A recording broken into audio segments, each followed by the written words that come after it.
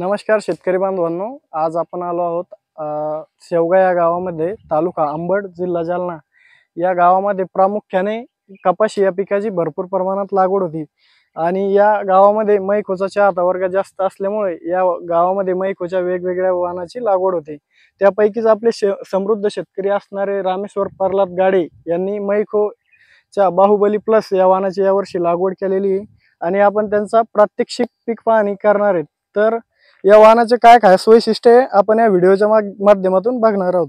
तर शेतकरी बांधवांनो, या वाहनाचं जे झाड आहे अतिशय दणकट झाड आहे। या दणकट झाडाचा फायदा असा होतो की खराब वातावरणात सुद्धा हे झाड पडत नाही, याची तग धरण्याची क्षमता ही जास्त आहे।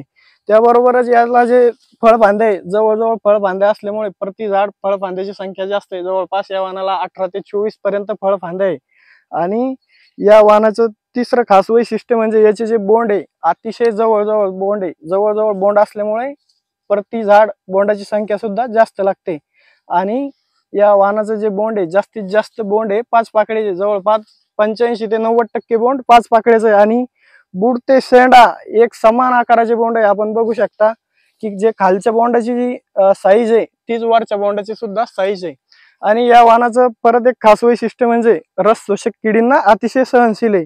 जर आपण इतर वाहनाच्या तुलनेत याची जर विचार केला तर 1 ते 2 फवारण्या कमी करून सुद्धा आपण चांगलं उत्पादन घेऊ शकतो।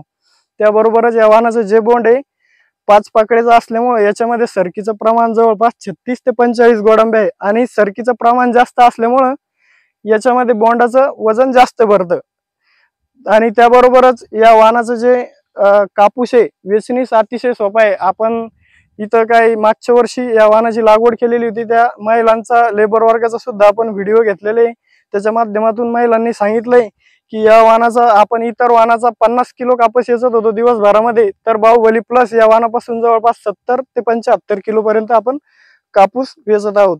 तर शेतकरी बांधवांनो, आपण बघू शकता की या वाहनाला जवळपास 100 दिवस पूर्ण होऊन सुद्धा याचं जे प्लॉट आहे एकदम अतिशय हिरवागार आहे आणि शेतकरी बांधवांना एक विनंती आहे की पुढील वर्षी जास्तीत जास्त शेतकऱ्यांनी मैकोच्या बाहुबली प्लस या वाहनाची लागवड करा आणि आपल्या उत्पादनात नक्कीच वाढ करा। धन्यवाद।